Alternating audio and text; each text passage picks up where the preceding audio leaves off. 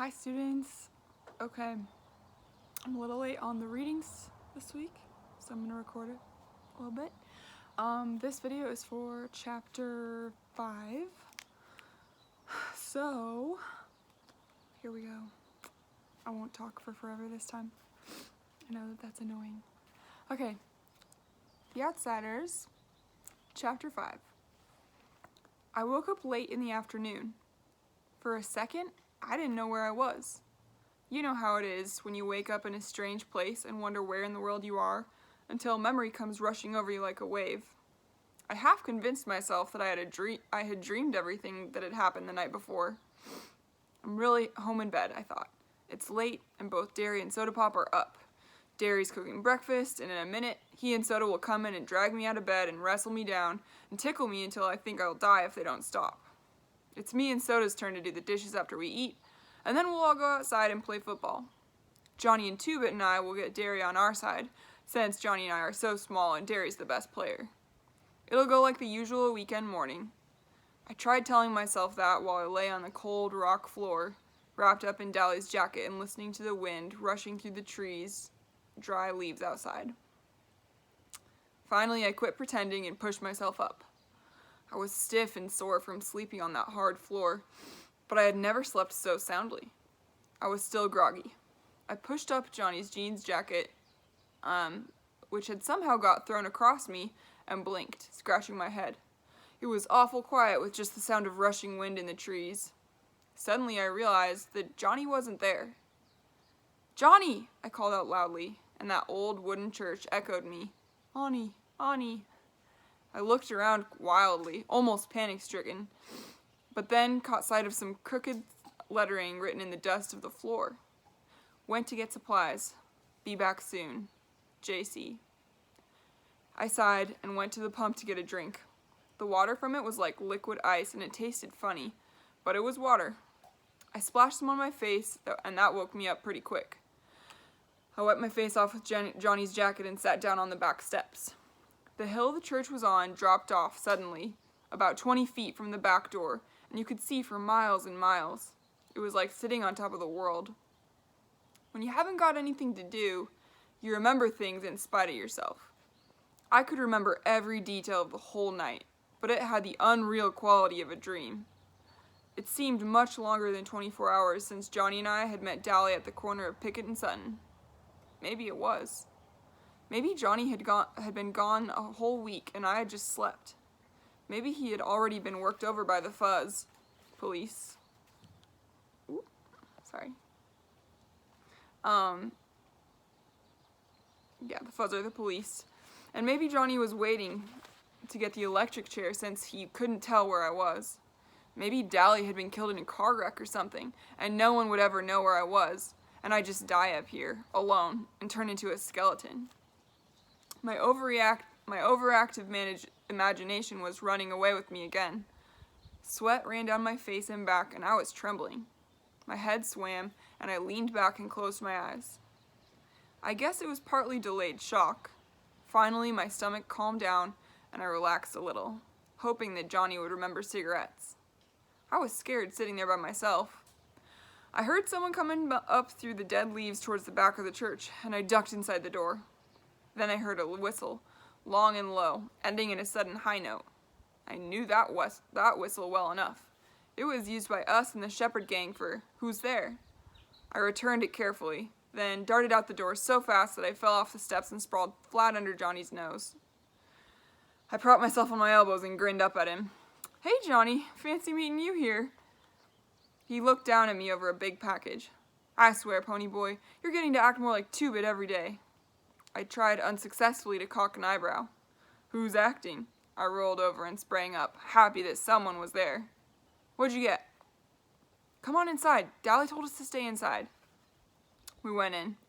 Johnny dusted off a table with his jacket and started taking things out of the sack and lining them up neatly.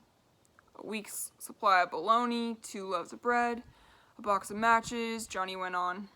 I got tired of watching him do it all, so I started digging into the sack myself. "Whee!" I sat down on a dusty chair and stared. "A paperback copy of Gone with the Wind? How'd you know I always wanted one?" Johnny reddened. "I remember you saying something about it once." Me and you went to see that movie, remember? I thought you could maybe read it aloud and help kill time or something. Gee, thanks, I put the book down reluctantly. I wanted to start it right then. Peroxide, a deck of cards. Suddenly, I realized something. Johnny, you ain't thinking of... Johnny sat down and pulled out his knife. We're gonna cut our hair, and we're gonna bleach yours. He looked at the ground carefully. They'll have our descriptions in the paper. We can't fit them. Oh no. My hand flew to my hair. No, Johnny, not my hair. It was my pride. It was long and silky, just like Soda's, only a little redder. Our hair was tough. We didn't have to use much grease on it. Our hair labeled us greasers too. It was our trademark. The one thing we were proud of. Maybe we couldn't have Corvairs or Madras shirts, but we could have hair. We'd have to anyways if we got caught. You know the first thing the judge does is make you get a haircut. I don't see why, I said sourly. Dally could just as easily mug somebody with short hair. I don't know either. It's just a way of trying to break us. They can't really do anything to guys like Curly Shepherd or Tim.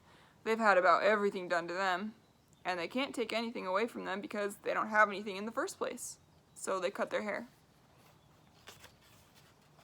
I looked at Johnny imploringly.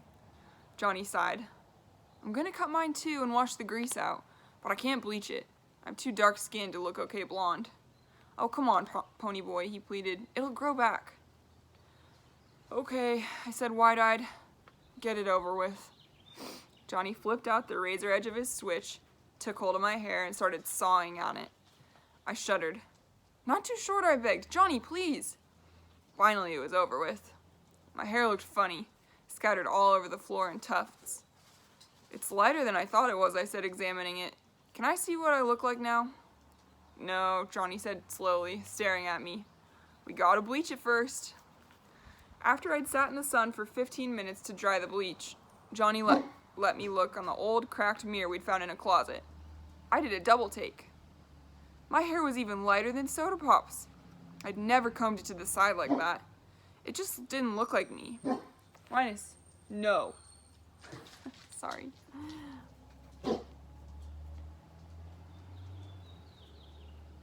It made me look younger, and scareder too. Boy howdy, I thought, this really makes me look tough. I look like a blasted pansy. I was miserable. Johnny handed me the knife. He looked scared too. Cut the front and thin out the rest. I'll comb it back after I wash it. Johnny, I said tiredly, you can't wash your hair in that freezing water in this weather. You'll get a cold. He only shrugged. Go ahead and cut it. I did the best I could. He went ahead and washed it anyway, using the bar of soap he'd bought. I was glad I had to run away with him instead of Two-Bitter Steve or Dally. That would be one thing they'd never think of. Soap. I gave him Dally's jacket to wrap up in, and he sat shivering in the sunlight on the back steps, leaning against the door, combing his hair back. It was the first time I could see that he had eyebrows. He didn't look like Johnny. His forehead was whiter where his bangs had been, and it would have been funny if we hadn't been so scared. He was still shivering with cold. I guess, he said weakly, I guess we're disguised. I leaned back next to him sullenly. I guess so. Oh, shoot, Johnny said with fake cheerfulness. It's just hair. Shoot nothing, I snapped. It took me a long time to get that hair just the way I wanted it. And besides, this just ain't us. It's like being in a Halloween costume we can't get out of. Well, we gotta get used to it, Johnny said with finality. We're in big trouble and it's our looks or us. I started eating a candy bar. I'm still tired, I said. To my surprise, the ground blurred and I felt tears running down my cheeks. I brushed them off hurriedly. Johnny looked as miserable as I felt. I'm sorry I cut off your hair, Pony Boy. Oh, it ain't that, I said, between bites of chocolate. I mean, not all of it. I'm just a little spooky. I really don't know what's the matter. I'm just mixed up. I know, Johnny said through chattering teeth as we went inside. Things have been happening so fast. I put my arm across his shoulders to warm him up. Two-Bit should have been in that little one-horse store. Man, we were in the middle of nowhere. The nearest house is 2 miles away. Things were laying out wide open. just waiting for somebody slick like Two-Bit to come and pick him up. He could have walked out with half the store. He leaned back beside me, and I could feel his trembling. "Good old Two-Bit," he said in a quavering voice. He must have been as homesick as I was. "Remember how he was wisecracking last night?" I said. Just last night, we were walking Cherry and Marcia over to Two-Bit's. Just last night, we were laying in the lot looking up at the stars and dreaming." "Stop it," Johnny gasped from between clenched teeth. "Shut up about last night. I killed a kid last night. He couldn't have been over 17 or 18, and I killed him. How'd you like to live with that?" He was crying. I held him like Soda had held him the day we found him lying in the lot. "I didn't mean to," he finally blurted out, "but they were drowning you and I was so scared." He was quiet for a minute. "There sure is a lot of blood in people." He got up suddenly and began pacing back and forth, slapping his pockets. "What are we gonna do?" I was crying by then. It was getting dark and I was cold and lonesome. I closed my eyes and leaned my head back, but the tears came anyway. "This is my fault," Johnny said in a miserable voice. He had stopped crying when I started. "For bringing a little 13-year-old kid along. You ought to go home. You can't get into any trouble. You didn't kill him." "No," I screamed at him. "I'm 14. I've been 14 for a month, and I'm in it just as much as you are. I'll stop crying in a minute. I can't help it." He slumped down beside me. "I didn't mean it like that, Pony Boy. Don't cry, Pony. We'll be okay. Don't cry." I leaned against him and bawled until I went to sleep. I woke up late that night. Johnny was resting against the wall, and I was asleep on his shoulder. "Johnny," I yawned, "you awake?" I was warm and sleepy. "Yeah," he said quietly. "We ain't gonna cry no more, are we?" "Nope. We're all cried out now. We're getting used to the idea. We're gonna be okay now." "That's what I thought," I said drowsily. Then, for the first time since Dally and I had sat down behind those girls at the nightly double, I relaxed. We could take whatever was coming now. The next 4 or 5 days were the longest days I've ever spent in my life. We killed time by reading Gone with the Wind and playing poker. Johnny sure did like that book, although he didn't know anything about the Civil War, and even less about plantations, and I had to explain a lot of it to him. It amazed me how Johnny could get more meaning out of some of the stuff in there than I could. I was supposed to be the deep one.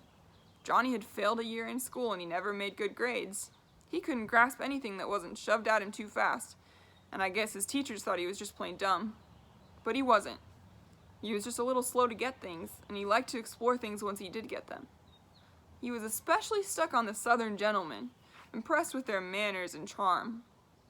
"I bet they were cool old guys," he said, his eyes glowing, after I had read the part about them riding into sure death, because they were gallant. "They remind me of Dally." "Dally?" I said, startled. "Shoot, he ain't got any more manners than I do. And you saw how he treated those girls the other night. Soda's more like them Southern boys." "Yeah, in the manners bit, and the charm too, I guess," Johnny said slowly. "But one night, I saw Dally getting picked up by the fuzz, and he kept real cool and calm the whole time. They was getting him for breaking out the windows in the school building, and it was Two-Bit who did that. And Dally knew it. But he just took the sentence without batting an eye or even denying it. That's gallant." That was the first time I realized the extent of Johnny's hero worship for Dally Winston. Of all of us, Dally was the one I liked least. He didn't have Soda's understanding or dash, or Two-Bit's humor, or even Derry's Superman qualities. But I realized that these three appealed to me because they were like the heroes in the novels I read. Dally was real. I liked my books and clouds and sunsets. Dally was so real he scared me. Johnny and I never went to the front of the church. You could see the front from the road, and sometimes farm kids rode their horses by on their way to the store. So we stayed in the very back, usually sitting on the steps and looking across the valley. We could see for miles, see the ribbon of highway and the small dots that were houses and cars. We couldn't watch the sunset since the back faced east, but I loved to look at the colors of the fields and the soft shadings of the horizon. One morning, I woke up earlier than usual. Johnny and I had slept huddled together for warmth. Dally had been right when he said it would get cold where we were going. Being careful not to wake Johnny up, I went to sit on the steps and smoke a cigarette. The dawn was coming then. All the lower valley was covered in mist. and sometimes little pieces of it broke off and floated away in small clouds. The sky was lighter in the east, and the horizon was a thin golden line. The clouds changed from gray to pink, and the mist was touched with gold. There was a silent moment when everything held its breath, and then the sun rose. It was beautiful. Golly, Johnny's voice beside me made me jump. That sure was pretty. Yeah, I sighed, wishing I had some paint to do a picture with while the sight was still fresh in my mind. The mist was what was pretty, Johnny said. All gold and silver. Mm-hmm, I said, trying to blow a smoke ring. Too bad it couldn't stay like that all the time. Nothing gold can stay. I was remembering a poem I'd read once. What? Nature's first green is gold, her hardest hue to hold. Her early leaf's a flower, but only so an hour. Then leaf subsides to leaf, so Eden sank to grief. So dawn goes down to day, nothing gold can stay. Johnny was staring at me. Where'd you learn that? That was what I meant. Robert Frost wrote it. He meant more to it than I'm getting, though. I was trying to find the meaning the poet had in mind, but it eluded me. I always remembered it because I never quite got what he meant by it. You know, Johnny said slowly, I never noticed colors and clouds and stuff until you kept reminding me about them. It seems like they were never there before. He thought for a minute. Your family sure is funny. And what happens to be so funny about it? I asked stiffly. Johnny looked at me quickly. I didn't mean nothing. I meant, well, Soda kind of looks like your mother did, but he acts just like your father. And Derry is a spitting image of your father, but he ain't wild and laughing all the time like he was.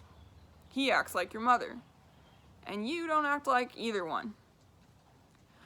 I know, I said. Well, I said, thinking this over, you ain't like any of the gang. I mean, I couldn't tell Two-Bit or Steve or even Derry about the sunrise and clouds and stuff. I couldn't even remember that poem around them. I mean, they just don't dig. Just you and Soda Pop. And maybe Cherry Valance. Johnny shrugged. Yeah, he said with a sigh. I guess we're different. Shoot, I said, blowing a perfect smoke ring. Maybe they are. By the 5th day, I was so tired of bologna, I nearly got sick every time I looked at it. We had eaten all our candy bars in the first 2 days. I was dying for a Pepsi. I'm what you might call a Pepsi addict. I drink them like a fiend, and going for 5 days without one was about to kill me. Johnny promised to get some if we ran out of supplies and had to go get more. But that didn't help me right then. I was smoking a lot, more than I usually did. I guess because it's something to do. Although Johnny warned me that I would get sick smoking so much. We were careful with our cigarettes. If that old church ever caught fire, there'd be no stopping it. On the 5th day, I had read up to Sherman's siege of Atlanta and Gone with the Wind, owed Johnny $150 from poker games, smoked 2 packs of Camels, and as Johnny had predicted, got sick. I hadn't eaten anything all day, and smoking on an empty stomach doesn't make you feel too great. I curled up in a corner to sleep off the smoke. I was just about asleep when I heard, as if from a great distance, a low whistle that went off with a sudden high note. I was too sleepy to pay any attention, although Johnny didn't have any reason to be whistling like that. He was sitting on the back steps trying to read Gone with the Wind. I had almost decided that I would dream the outside world and there was nothing real but bologna sandwiches and the Civil War and the old church in the midst of the valley. It seemed to me that I had always lived in the church, or maybe lived during the Civil War and had somehow got transplanted. That shows you what a wild imagination I have. A toe nudged me in the ribs. Glory, with a rough but familiar voice. He looks different with his hair like that. I rolled over and sat up, rubbing the sleep out of my eyes and yawning. Suddenly, I blinked. Hey, Dally! Hey, pony boy. He grinned down at me. Or should I say, Sleeping Beauty. I never thought I'd live to see the day when I would be so glad to see Dally Winston, but right then, he meant one thing: contact with the outside world. And it suddenly became real and vital. How's Soda Pop? Are the Fuzz after us? Is Derry all right? Do the boys know where we are? What? Hold on, kid, Dally broke in. I can't answer everything at once. You two want to get something to eat first? I skipped breakfast and I'm about starved. You're starved. Johnny was so indignant he nearly squeaked. I remember the baloney. Is it safe to go out? I asked eagerly. Yep.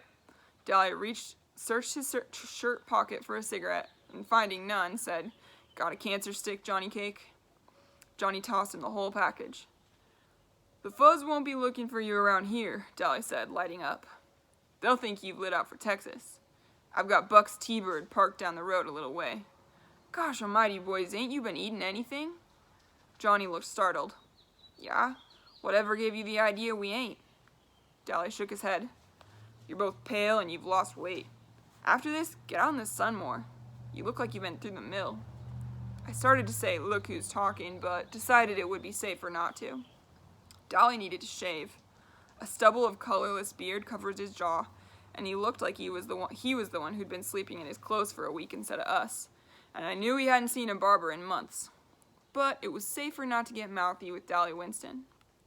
Hey, pony boy, he fumbled with a piece of paper in his back pocket. I got a letter for you. A letter from who? The president, of course, stupid. It's from Soda. Soda Pop, I said, bewildered. But how did he know? He came over to Buck's a couple days ago for something and found that sweatshirt. I told him I didn't know where you were, but he didn't believe me. He gave me this letter and half his paycheck to give to you. Kid, you ought to see Derry. He's taking this mighty hard. I wasn't listening. I leaned back against the side of the church and read. Pony boy, well, I guess you got into some trouble, huh? Derry and me nearly went nuts when you ran out like that. Derry's awful sorry he hit you. You know he didn't mean it. And then you and Johnny turned up missing, and what with the dead kid in the park and Dahlia getting hauled into the station, well, it scared us something awful. The police came by to question us, and we told them as much as we could. I can't believe little old Johnny would kill somebody. I know Dahlia knows where you are, but you know him. He keeps his trap shut and won't tell me nothing. Derry hasn't got the slightest notion where you're at, and it's nearly killing him. I wish you'd come back and turn yourselves in, but I guess you can't since Johnny might get hurt. You sure are famous. You got a paragraph in the newspaper even. Take care and say hi to Johnny for us. Soda Pop Curtis. Excuse me. He could improve his spelling, I thought, after reading it through 3 or 4 times. How come you got hauled in? I asked Dahlia. Shoot, kid, he grinned wolfishly. Them boys at the station know me by now. I get hauled in for everything that happens in our turf. While I was there, I kind of let it slip that y'all were heading it for Texas. That's where they're gonna look. He took a drag on his cigarette and cussed it good-naturedly for not being a cool. Johnny listened in admiration. You sure can cuss good, Dahlia. Sure can, Dahlia agreed wholeheartedly, proud of his vocabulary. But don't you kids get to picking up my bad habits. He gave me a hard rub on the head. Kid, I swear, I swear it don't look like you with all your hair cut off. You used to look tough. You and Soda had the coolest looking hair in town. I know, I said sourly. I look lousy, but don't rub it in. Do y'all want something to eat or not? Johnny and I leaped up. You'd better believe it. Gee, Johnny said wistfully, it sure will be good to get into a car again. Well, Dahlia drawled, I'll give you a ride for your money. Dahlia always did like to drive fast, as if he didn't care whether he got where he was going or not, and we came down the red dirt road off J Mountain doing 85. I like fast driving, and Johnny was crazy about drag races, but we both got a little green around the gills when Dahlia took us corner on 2 wheels with the brakes screaming. Maybe it's because we hadn't been in a car for so long. We stopped at a Dairy Queen. The first thing I got was a Pepsi. Johnny and I gorged on barbecue sandwiches and banana splits. Glory, Dallas said, amazed, watching us gulp the stuff down. You don't need to make like every mouthful's your last. I got plenty of money. Take it easy. I don't want you getting sick on me. And I thought I was hungry. Johnny merely ate faster. I didn't slow down until I got a headache. I didn't tell you something, Dahlia said, finishing his 3rd hamburger. The Socias and us are having an all-out warfare all over the city. That kid you killed had plenty of friends, and all over town it's Socias against Grease. We can't walk alone at all. I started carrying a heater. Dally, I said, frightened. You kill people with heaters. Y'all kill 'em with switchblades too, don't you, kid? Dally said in a hard voice. Johnny gulped. A heater is a gun, for reference. Don't worry, Dally went on, it ain't loaded. I ain't aiming to get picked up for murder, but it sure does help a bluff. Tim Shepard's gang and our outfit are having it out with the Socias tomorrow night at the vacant lot. We got hold of the president of one of their social clubs and had a war council. Yeah, Dally sighed, and I knew he was remembering New York. Just like the good old days. If they win, things go on as usual. If we do, they stay out of our territory for good. Two-Bit got jumped a few days ago. Derry and me came along in time, but he wasn't having too much trouble. Two-Bit's a good fighter. Hey, I didn't tell you we got us a spy. A spy? Johnny looked at him from his banana split. Who?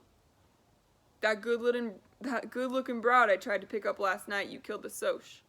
The redhead. Cherry, what's her name? That's chapter 5. Okay. Keep an eye out for chapter 6. I'm the worst at these endings. This is so awkward. I miss you guys so much. I keep having dreams that we're at school. Isn't that sad? It's okay. Okay, bye. Email me if you have any questions, okay?